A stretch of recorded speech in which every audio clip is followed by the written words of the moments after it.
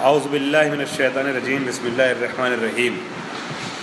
مفہوم الحصر لا شک فی ان کل جملۃ تدل علی حصر حکم بموضوع تدل علی المفہوم لأن الحصر یستبطن انتفاع الحکم المحصور عن غیر الموضوع المحصور به الی آخرہ۔ حضرات، آپ کی خدمت میں عرض کروں کہ جو گفتگو کئی ہفتہ پہلے شروع ہوئی تھی، اس کا ایک مرحلہ آج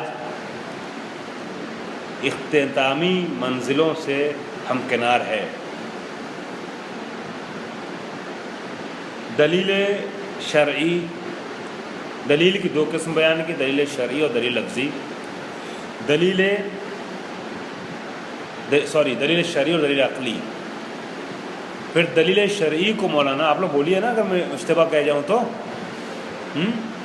دلیل شرعی کی دو قسم بنائی تھی، لفظی اور غیر لفظی۔ دلیل شرعی لفظی کی آج ابتدا ہے، اور امید ہے کہ دلیل شرعی لفظی کی انتہا اور دلیل شرعی غیر لفظی کی ابتدا ہے۔ احسن۔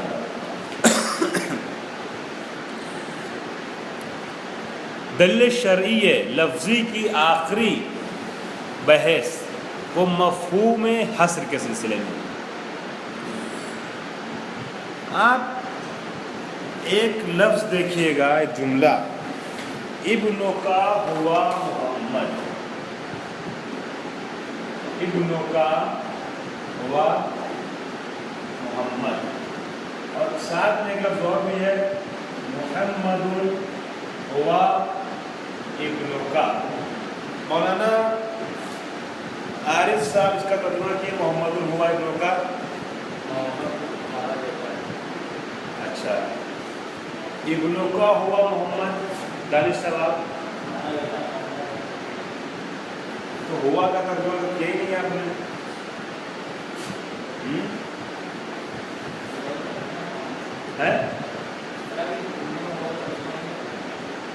ہوتا ہے تمہارا بیٹا صرف محمد ہے، یہ وہی محمد ہے یا وہ محمد ہے یا جو بھی کہہ لیجیے، اس ٹائپ کلمات کا صرف کا مفہوم اس کا طرح کلمات کے اندر لیتے ہیں، حصر کا مفہوم لیتے ہیں، یعنی محمد وہی تمہارا بیٹا ہے۔ سادہ لفظوں میں کہیے، اردو میں سے بولتے ہیں تمہارا بیٹا صرف محمد ہے، اس صرف کے مفہوم کو سمجھانے کے لیے فقط حصر۔ ٹھیک ہے، یہاں نہیں سمجھ میں آ رہا ہے بنوت جو ہے محصور پر محمد نہیں ہے، محمد وہ تمہارا بیٹا ہے، یا اس کا ترجمہ اگر حصر والا کریں گے بھی آپ تو کہیں محمد تمہارا ہی بیٹا ہے، محمد تمہارا ہی بیٹا ہے۔ ٹھیک ہے، تو ہمیں اس سے کام نہیں ہے، یعنی کسی اور کا بیٹا نہیں، تمہارا بیٹا ہے، مگر ہمیں جس مثال سے کام ہے، جس حصر سے، وہ یہ ہے، ابنوں کا ہوا محمد۔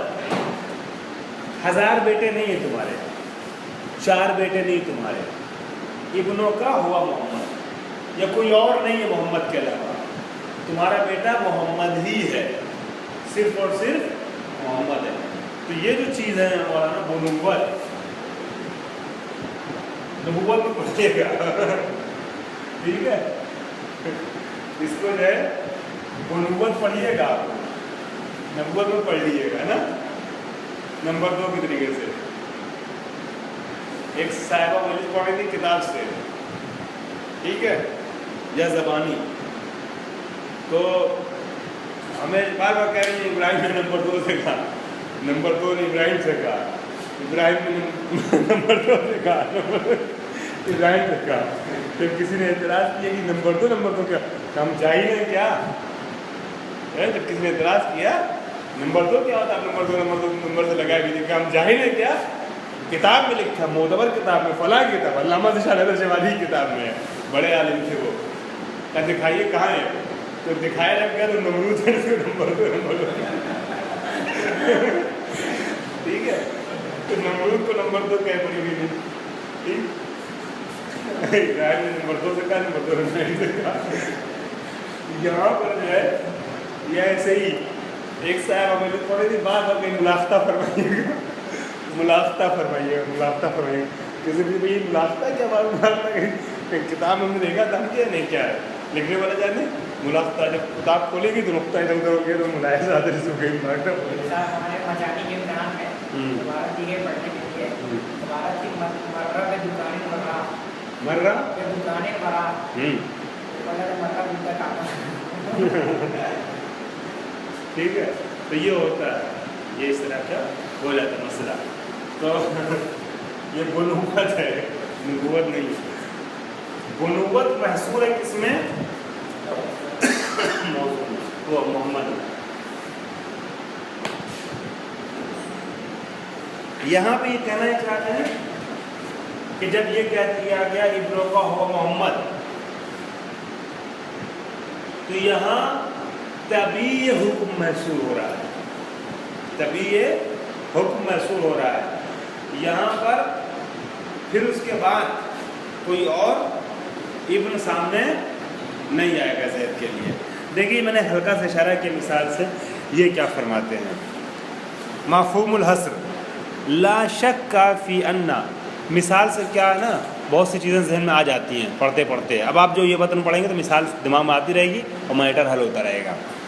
لا شک فی ان کل جملۃ تدل علی حصر حکم بموضوع تدل علی المفہوم. اس میں کوئی شک نہیں ہے فی ان کل جملۃ، ہر وہ جملہ دو بار تدل آیا ہے. پہلا والا تدل جو ہے وہ جملتن کی صفت ہے، اور دوسرا والا تدل جو ہے وہ انا کی خبر ہے. اس کو ذہن میں رکھیے گا، پہلا تدل صفت، دوسرا تدل خبر، تب ترجمہ ہوگا. اس میں کوئی شک نہیں کہ ہر وہ جملہ صفت کا اردو میں ایسے ترجمہ کرتے ہیں نا، ہر وہ جملہ کہ جو حصر حکم بے موضوع کو سمجھاتا ہے، یعنی حکم کو محصور کر دیتا ہے کس سے؟ ہاں مخصوص کر دیتا ہے موضوع سے، محصور بے موضوع کر دیتا ہے. تدلو، اب وہ جملہ دلالت کرتا ہے کائے کے اوپر مولانا؟ علل مفہوم، وہ مفہوم پہ دلالت کرتا ہے. جہاں حصر آ جاتا ہے وہ مفہوم ہوتا ہے جملے میں. ٹھیک. تو ابھی تک 4 چیزیں آئیں، جملہ شرطیہ، جملہ استثنائیہ، جملہ غائیہ اور جملہ بس. اور یہ 5 کتنا کیا کیا آ گیا پھر سے؟ شرط، وصف، غایت، استثناء، 4 آ گیا نا. یہ 5واں ہے حصر. تو انہوں نے جو بتایا تھا جملہ شرطیہ مفہوم رکھتا تھا، لیکن باقی تینوں کے لیے کہا تھا مفہوم نہیں رکھتا، یا نیمے مفہوم رکھتا ہے خوئی صاحب کے اصطلاح میں. اس کو پھر کہہ دیا مفہوم رکھتا ہے. تو پہلا اور آخری مفہوم رکھتا ہے، باقی بیچ کے تینوں مفہوم نہیں رکھتے ہیں. ذہن میں رکھیے گا. لأن الحصر، کیوں کہہ رہے ہیں کہ جملہ حصریہ مفہوم رکھتا ہے؟ وہ جملہ کہ جو حصر حکم بے موضوع کو سمجھا مفہوم رکھتا ہے. لأن الحصر، دیکھیے جب آپ سے کہا گیا یہ چیز ہی بس یہ ہے، یہ چیز ہی بس یہ ہے، تو اس سے خود سمجھ میں آ رہا ہے اس بس میں صرف اور فقط میں چھپا ہے یہ راز کہ اس کے علاوہ جو ہے وہ یہ چیز نہیں ہے، کسی بھی جہت سے نہیں. بس اسی میں یہ بات پائی جاتی ہے، بس اسی میں یہ بات پائی جاتی ہے. تو جب آپ نے بس کہہ دیا، بس یہ حکم کو محصور کر دیا، مخصوص کر دیا موضوع سے، بس کے ذریعے، فقط کے ذریعے، انما کے ذریعے، کسی بھی ادات حصر کے ذریعے سے، تو سمجھ میں آ گئی خود یہ بات اس میں کہ اب اس کے علاوہ کسی چیز میں حکم نہیں پایا جاتا ہے. جب بس آ گیا تو کسی بھی جہت سے، بقول مولانا کے، تو جب کسی بھی جہت سے اس کے علاوہ میں نہیں پایا جاتا تو اگر یہ نہ ہو تو وہ نہیں ہے نا. محمد نہیں ہے تو بنوت نہیں، بنوت نہیں ہے اگر مثلا تو محمد نہیں ہے زید کے لیے، ہے نا. تو یہ حصر کا مفہوم یہاں پہ ہوتا ہے. تو اب حصر میں مفہوم پایا جاتا ہے. فرماتے ہیں لأن الحصر، اس لیے کہ خود حصر جو ہے نا، مخصوص کر دینا کسی حکم کو کسی سے، یستبطنو اپنے اندر اپنے بطن میں لیے ہوتا ہے، چھپایا ہوتا ہے اپنے اندر، انتفاع الحکم المحصور عن غیر الموضوع المحصور به، جس موضوع کو محصور بالحکم نہیں کیا گیا ہے اس موضوع کے علاوہ سے حکم محصور کو الگ کیا جانا، یہ چھپا ہوتا ہے خود حصر میں. ٹھیک ہے. یعنی اگر آپ نے بنوت کو محصور کر دیا ہے محمد سے، محمد میں، تو اب غیر محمد ابن نہیں بن سکتا ہے. ٹھیک ہے. والحصر بنفسہ قرینۃ علی ان المحصور تبع الحکم، اور خود یہ حصر جو ہے یہ ذاتی طور پہ قرینہ بھی بن رہا ہے اس بات کے اوپر کہ جو چیز منتفی ہے وہ طبعی حکم ہے، وہ چیز طبعی حکم ہے. لأن حکم الموضوع الخاص مختص بموضوع دائما، اس لیے کہ اگر موضوع خاص کا کوئی حکم ہے، لا حکم ذالک المخصوص بالخصوص، نہ یہ کہ اس موضوع کا صرف اور صرف جو ہے وہ حکم منتفی ہو رہا ہے، یعنی بقول مولانا کے شخص حکم منتفی ہو رہا ہے. تبھی حکم منتفی ہوتا ہے، شخص حکم منتفی نہیں ہوتا ہے. ٹھیک ہے. لا ذالک الموضوع بالخصوص، لا حکم ذالک الموضوع بالخصوص، اذ لا معنی لحصرہ حینئذ، اگر شخص سے حکم منتفی ہوگا تو حصر کا کوئی معنی نہیں رہ جائے گا. کیوں نہیں رہ جائے گا؟ لأن حکم الموضوع الخاص مختص بموضوع دائما، موضوع خاص کا جو حکم ہوتا ہے نا، موضوع خاص کا جو حکم ہوتا ہے وہ ہمیشہ مخصوص ہوتا ہے اسی موضوع سے، کسی اور کے علاوہ، کہ اس کے علاوہ کسی اور کے لیے وہ چیز لاگو نہیں ہوتی ہے. لأن حکم الموضوع الخاص مختص بموضوع دائما، اس لیے کہ حکم مخصوص خاص، حکم موضوع خاص مخصوص ہے اسی موضوع سے ہمیشہ کے لیے. ابھی مثال آئے گی تو اور واضح ہو جائے گا. وما دام المحصور ہوا طبعی، اور جب تک محصور جو ہے وہ طبعی حکم ہے، فمقتضى ذالک ثبوت المفہوم، پس اس کا مقتضا یہ ہے کہ اس جملے کے لیے مفہوم ثابت ہے. وہذا مما لا ينبغي الاشکال فیہ، یہاں تک وہ مرحلہ ہے کہ اس میں کوئی اشکال نہیں ہے. وانما الکلام فی تعیین ادوات الحصر، کلام جو ہے، گفتگو جو ہے، بحث جو ہے، وہ ادوات حصر کے تعین کو لے کر کے ہے، کیونکہ مفہوم حصر میں ہی، عنوان حصر میں ہی یہ چیز چھپی ہوتی ہے کہ جس موضوع سے حکم کو محصور کیا گیا ہے اسی سے مخصوص بھی کیا گیا ہے. محصور یعنی مخصوص. مولانا اگر بنوت کو محصور کیا گیا ہے محمد کی ذات سے، تو گویا بنوت کو بے تمام جہات مخصوص کیا گیا محمد کی ذات سے. تو جب اس حکم کو مخصوص یا محصور یا محدود کر دیا گیا محمد کی ذات سے، تو اگر محمد نہ ہو ہاں تو بنوت والا حکم نہیں رہے گا. اسی کو مفہوم کہتے ہیں، انتفاع عند الانتفاع. جب موضوع نہیں ہے تو حکم نہیں ہے نا، موضوع نہیں تو حکم نہیں ہے.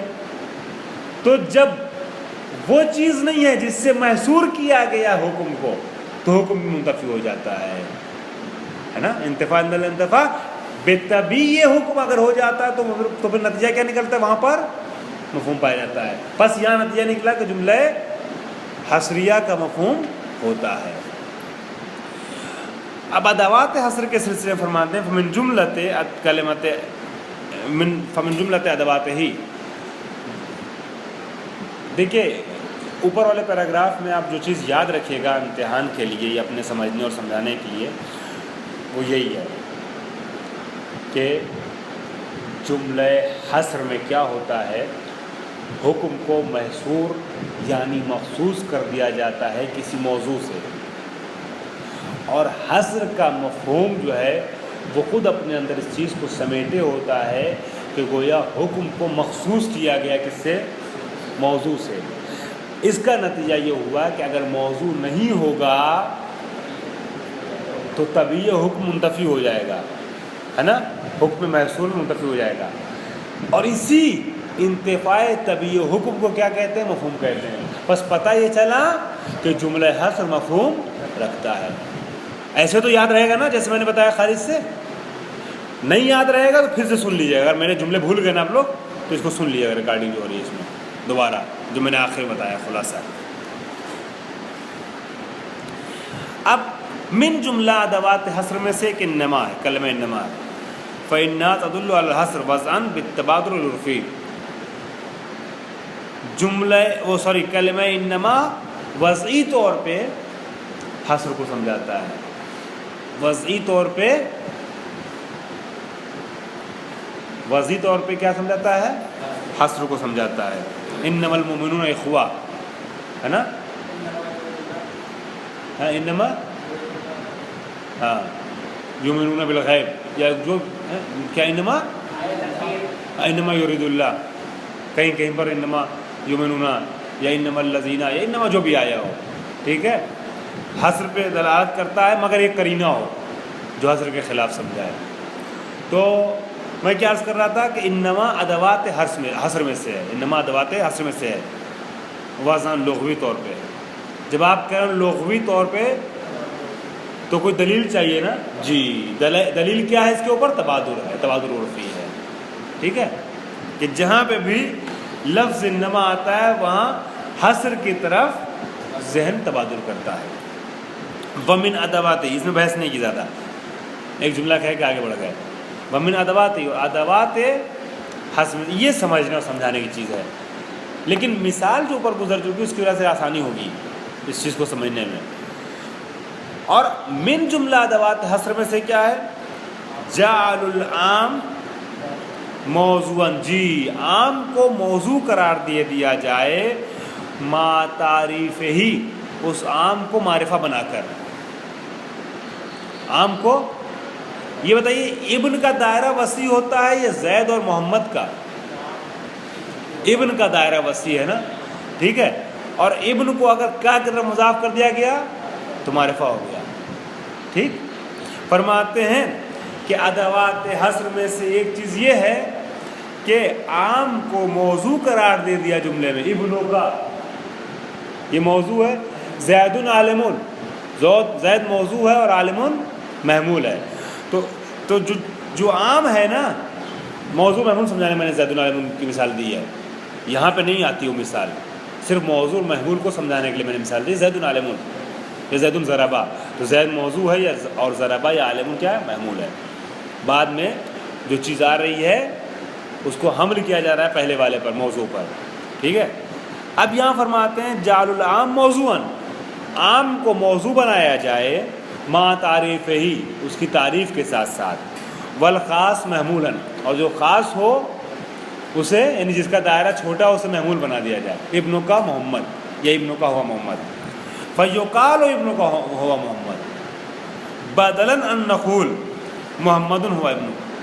अगर हसर बुनुव्वत को समझाना है ना, तो बजाय इसके कि आप कहिए मोहम्मदुन हुआ इब्नुक, जो राइज तरीक़ा है उसके बरखिलाफ़ आप ऐसे कह दीजिए इब्नों का हुआ मोहम्मद। इब्नों का जो असल में महमूल होता, मोहम्मद तुम्हारा बेटा है, नॉर्मल हालात में तो यही कहा जाए ना, मोहम्मद तुम्हारा बेटा है, मोहम्मद मौजू बनता, इब्नों का महमूल बनता। लेकिन आप पलट दीजिए, ابنکا کو موضوع بنا دیجئے اور محمد کو کیا بنا دیجئے؟ محمول بنا دیجئے. فَإِنَّهُ يَدُلُّ عُرْفًا عَلَى حَصْرِ الْبُنُوَّةِ بِمُحَمَّد. یہ جملہ جو اس طریقے کا ہوتا ہے محمد، یہ عرفاً حصر بنوت بے محمد کو سمجھاتا ہے. ٹھیک ہے، یعنی بنوت کو محصور کیا جاتا ہے محمد میں.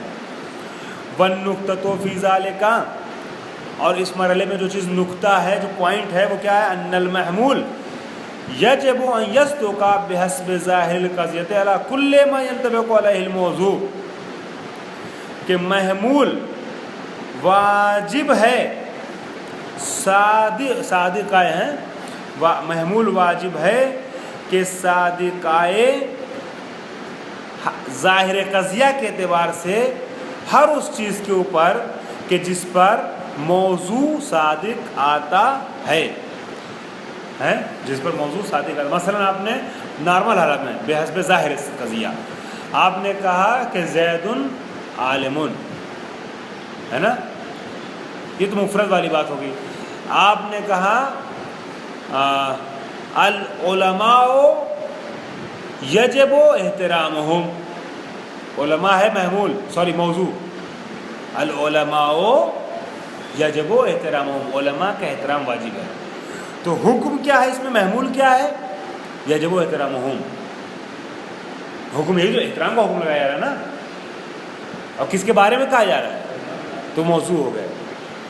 تو جس کے اوپر یہ موضوع صادق آئے گا، عالم کا عنوان صادق آئے گا، سب کے اوپر وہ محمول صادق آئے گا، یعنی ان کا احترام ہوگا. ٹھیک ہے، تو موضوع کے افراد پر صادق آتا ہے محمول، تمام افراد پر محمول صادق آتا ہے. یہ تو ذہن میں ہے نا، عام حالات میں ظاہر قضیہ کے اعتبار سے. ان المحمول یجب یصدق بحسب ظاہر القضیۃ علی کل ما ينطبق علیہ الموضوع، جس چیز کے اوپر بھی موضوع صادق آئے، جس چیز کو موضوع آپ کہہ سکتے ہوں، تمام افراد یا منطبقات موضوع کے اوپر محمول صادق آئے گا، ہے نا، موضوع صادق آئے گا. ولا يتعطى ذلك في فرض حمل الخاص العام، اور اگر آپ خاص کو محمول بنا دیں گے اور عام کو کیا بنائیں گے؟ موضوع بنائیں گے، تب یہ چیز صادق نہیں آ پائے گی، تب یہ چیز صادق نہیں آ پائے گی کہ تمام افراد موضوع پر محمول صادق آئے. الا بافتراض انحصار العام بالخاص، مگر یہ کہ آپ فرض کریں کہ عام جو ہے وہ منحصر بالخاص ہے، منحصر بالخاص ہے. دیکھیے یہ جو انہوں نے فرمایا وَالنُّقْطَةُ فِي ذَلِكَ أَنَّ الْمَحْمُولَ، اس کے بعد نیچے لکھا عَلَى كُلِّ مَا يَنطَبِقُ عَلَيْهِ الْمَوْضُوع. یہاں مثال ایسے لکھیے گا، محمد ابنک، محمد ابنک، ہے نا. یہاں پر ابن کام ہے نا مولانا، اور محمد خاص ہے، اور یہ موضوع ہے. تو موضوع کے تمام افراد پر صادق آ رہا ہے. ٹھیک ہے، یا آپ نے کہا کہ زیدون ابن ابناؤک ہے، زیدون ابناؤک، یس ثلاثۃ رجال ابناؤک، 3 مرد تمہارے بیٹے ہیں. یہ جو زید ہے 3 وہ تمہارے بیٹے ہیں. تو بیٹے وسیع ہے، بیٹا جو ہے وہ کیا ہے؟ وسیع عام ہے، اور یہ محمول بھی ہے. لیکن وہ زیدون یا ثلاثۃ رجال کہ جو مصداق ہے نا، اس پہ پورے طور سے یہ ابن صادق آ رہا ہے، ابناؤک صادق آ رہا ہے. یہ ہماری مثال میں مفرد کا استعمال کرتے ہیں.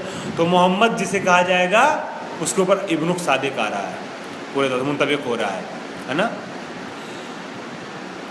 تو قاعدہ تو یہ سمجھ میں آ گیا آپ کو کیا قاعدہ ہے؟ صدق محمول بر تمام موضوع، یہ ہے قاعدہ، صدق محمول پر تمام موضوع، یا صدق المحمول علی تمام الموضوع، یہ ہے قاعدہ کہ محمول مولانا کس پہ صادق آتا ہے؟ تمام موضوع پہ صادق آتا ہے، تمام موضوع پہ صادق آتا ہے نا۔ اب اس میں ہونا کیا چاہیے اصولاً پھر ایسی صورت میں یہ جو محمول ہو یہ کیا ہو؟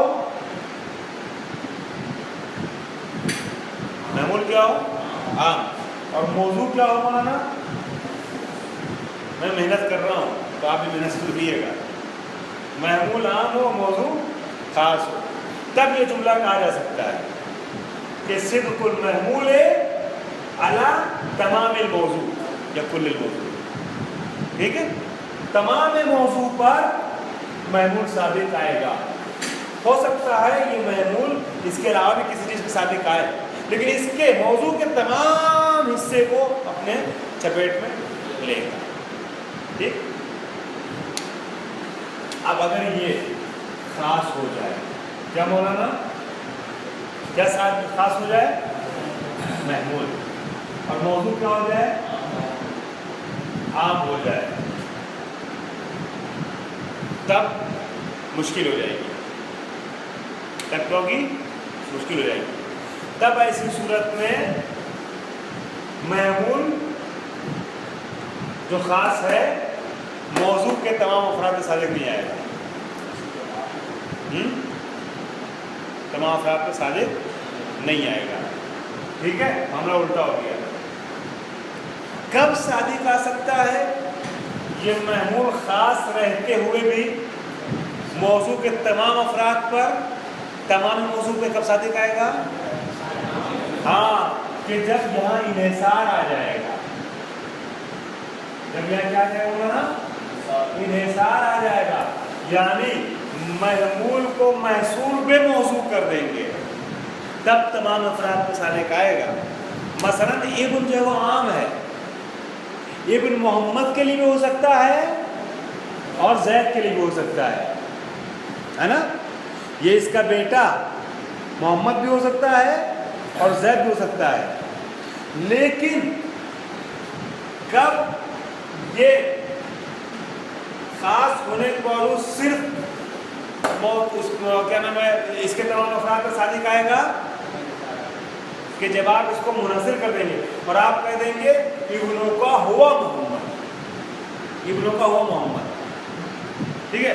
تو اس کے باوجود کہ ابن جو عام ہے لیکن اس کے علاوہ کسی پہ صادق نہیں آ رہا، کیوں؟ اس لیے کہ آپ نے ہوا کے ذریعے سے محصور کر دیا ابن کو محمد، ایسے پیش کر رہی ہے۔ فرماتے ہیں وَمِنْ أَدَوَاتِهِ جَعْلُ الْعَامَ مَوْضُوعًا مَعَ تَعْرِيفِهِ وَالْخَاص مَحْمُولًا، ادوات حصر میں سے ایک یہ ہے کہ آپ عام کو موضوع قرار دیں تعریف کے ساتھ ساتھ اور خاص کو محمول قرار دیں، یعنی ابنوکا کو موضوع و محمول بنائیں، ہے نا؟ ابنوکا کو موضوع بنائیں اور محمد کو محمول بنائیں۔ فیقال، پس ایسے کہا جائے ابنوکا ہوا محمد بجائے اس کے کہ محمد ہوا ابنو کہا جائے۔ فإنه يدل عرفاً، پس یہ جملہ عرفاً دلالت کرتا ہے حصر بنوت بے محمد، کہ بنوت محصور ہے کس سے؟ محمد سے، صرف اور صرف محمد ہی بیٹا ہے زید کا، تو جب بے تمام جہاد محمد بیٹا ہو جائے گا زید کا تو کوئی اور بیٹا رہ جائے گا؟ پھر محمد کے علاوہ کوئی بھی اس کا بیٹا نہیں ہے، یہی مفہوم۔ وَالنُّقْطَةُ فِي ذَلِكَ، اس میں نقطہ جو ہے وہ کیا ہے کہ ان المحمول یجب ان یصدق بحسب ظاہر القضیۃ الی کل ما ينطبق علیہ الموضوع، محمول واجب ہے بحسب ظاہر قضیہ صادق آئے تمام اس چیز پر کہ جس پر موضوع منطبق ہوتا ہے، ولا یتعطی ذالک، اور یہ چیز ممکن نہیں ہو پائے گی، میسر نہیں ہو، یتعطی نہیں میسر ہونا، یہ چیز میسر نہیں ہو پائے گی، ممکن نہیں ہو پائے گی کہ محمول ہے، محمول خاص ہوتے ہوئے بھی موضوع پر پورے طور سے صادق ہے، پورے موضوع پر صادق ہے، جبکہ موضوع عام ہے۔ کب ممکن ہو سکتا ہے؟ یہ صرف اس صورت میں ولایت آتا ہے، ممکن نہیں ہے مگر ولایت ذالکہ، اور یہ چیز ممکن نہیں ہے فی فرض حمل الخاص علی العام، کہ جب خاص کو حمل کیا جائے عام پر، یعنی ابن کو محمول بنایا جائے، محمد کو موضوع بنایا جائے، یہ چیز ممکن نہیں ہے کہ ابن کو محمول بنا کر کے موضوع پر آپ یعنی محمد پر صادق کیجئے، ہیں پورے طریقے سے اس حالت میں کہ ابن خاص ہو، ہیں ابن خاص ہو، مگر الا بافتراض انحصار العام بالخاص، مگر یہ کہ آپ یہ فرض کیجئے کہ جو عام ہے وہ منحصر ہے اس خاص سے، یعنی جب آپ یہ فرض کر لیں گے کہ محمد ہی صرف بیٹا ہے، تب آپ کہہ سکتے ہیں، اس کو موضوع بنا سکتے ہیں ابن کو، تو اس کو کہیں گے تو کیسے کہیں گے؟ اس جملے کو اگر کہنا چاہیں، اس بات کو کیسے کہیں گے؟ کیسے کہیں گے؟ ابن کا ہوا محمد۔ جب آپ ابن کا ہوا محمد کہیں گے، یعنی ابن کو اس کے باوجود کے عام ہے مگر آپ اس کو موضوع بنا رہے ہیں، ٹھیک ہے، اس کو آپ موضوع بنا، اور محمد اس کے باوجود کے خاص تھا، اسے آپ کیا بنا رہے ہیں؟ محمول بنا رہے ہیں، یعنی ابن کو حمل کر رہے ہیں کس پر؟ محمد پر، سوری محمد کو حمل کر رہے ہیں، محمد کو حمل کر رہے ہیں کس پر؟ کیونکہ محمد تو آپ محمول بن گئے نا، محمد کو جو خاص تھا حمل کر رہے ہیں ابن پر جو عام تھا۔ یہ ممکن نہیں ہے مگر یہ کہ آپ حضر کا مفہوم لے آئیے وہاں پر، ابن کا ہوا محمد، تمہارا بیٹا صرف اور صرف محمد ہے، ٹھیک ہے، ایسے مشکل نہیں ہے۔ اب آئیے نئی بحث میں ہم وارد ہوتے ہیں جس پر میں نے اشارہ کیا، وہ کیا ہے؟ دلیل شرعی ہے۔ کون سی دلیل شرعی؟ دلیل شرعی غیر لفظی۔ ایک سلوا پڑھنا ہے آپ لوگ۔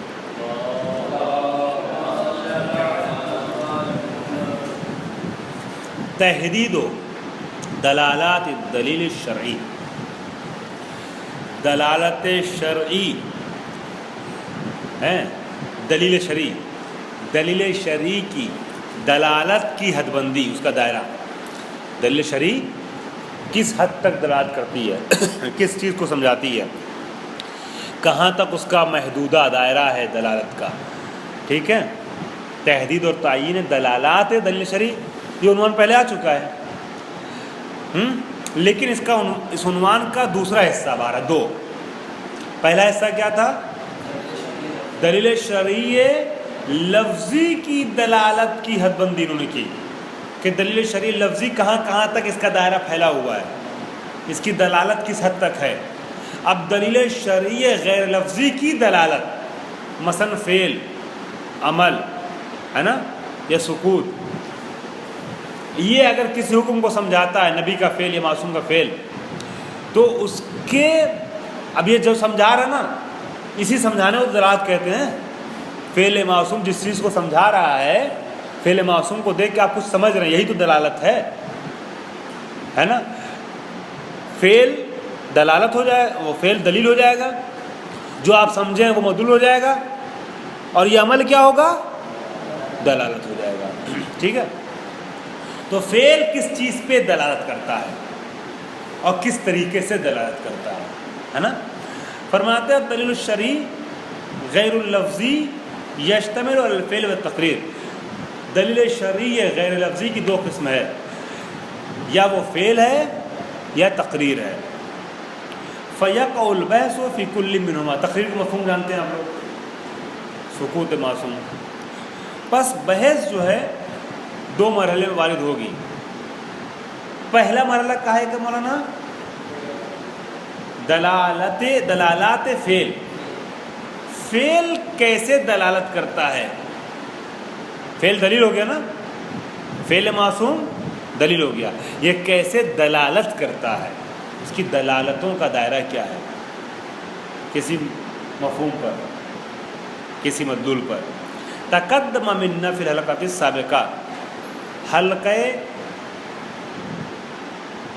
ثانیہ میں یہ بات گزر چکی ہے نا, کیا الحدیث عن دلالات الفعل او الترک, یہ گفتگو, یہ بحث گزر چکی ہے کہ فعل معصوم یا ترک معصوم کس چیز پر دلالت کرتا ہے, اس کی تفصیلی گفتگو وہاں گزری ہے. وَأَنَّهُ إِنِ اقْتَرَنَا بِقَرِينَةٍ, اور یہ بات بھی گزر چکی ہے کہ أَنَّهُ إِنِ اقْتَرَنَا بِقَرِينَةٍ فَيَتَحَدَّدُ مدلولہ علی اساس تلک القرینہ.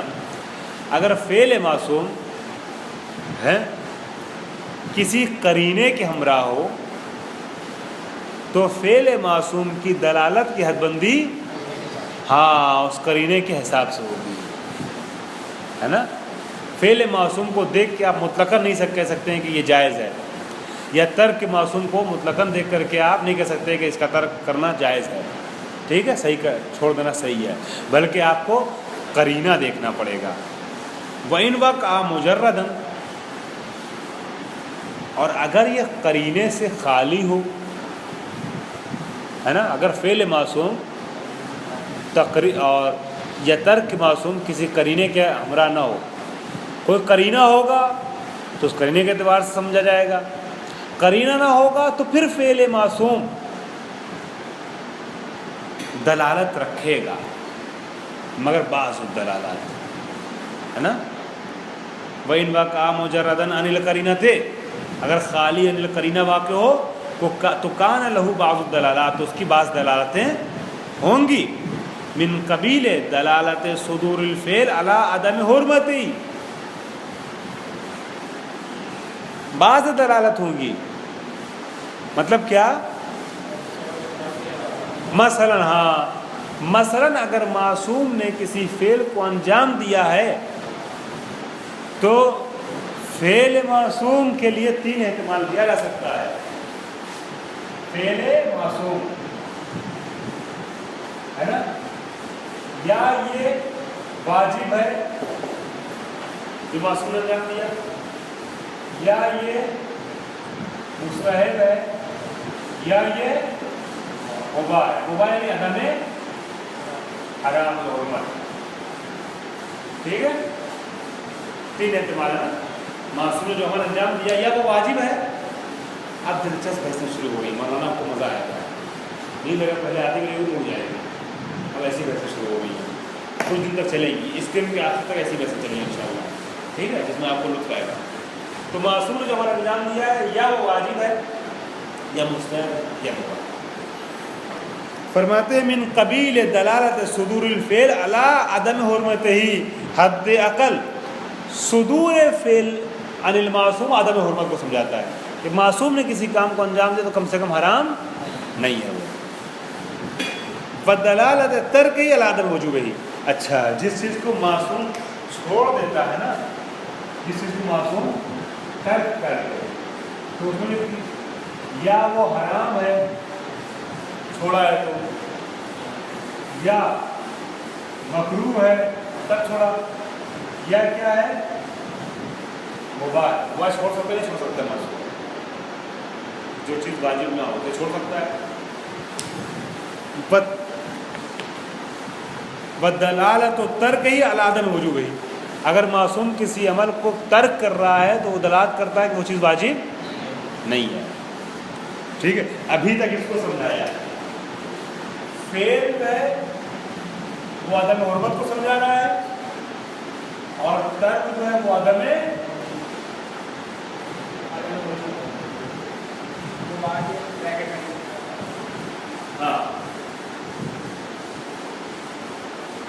سوری یہاں تو آپ نے لگا دیا, یہ نہیں یہ بات بقول آپ کے عدم ہے وجوب, یہ لکھ کے بریکٹ میں بہتر رہے گا. ٹھیک ہے, ترک عدم وجوب کو سمجھا رہا ہے.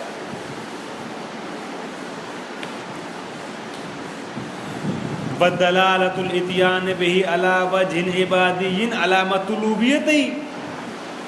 اور اگر آپ کو کہیں سے یہ سمجھ میں آ گیا ہے کہ معصوم جو ہے وہ فعل کو انجام دے رہا ہے بے ہنگاہ یا بے نیت یا بے سبیل عبادیت ہے عبادیت، تو یا وہ واجب ہے یا مستحب ہے. اور یہ دونوں چیزیں مشترک ہیں. ایک چیز وہ کیا ہے؟ وجوب میں مطلوبیت پائی جاتی ہے، اسے وجوب پائی جاتی ہے. دیکھ رہے کیسے بحث کریں؟ شیخ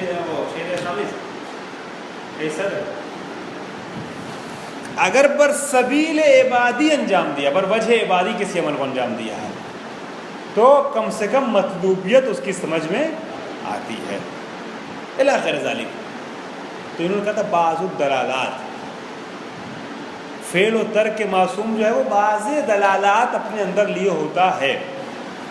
الا ان الحکم. اب اس کی تفصیل آپ لوگ انشاءاللہ حلقہ ثانیہ میں ضرور پڑھ لیجئے گا، ٹھیک ہے؟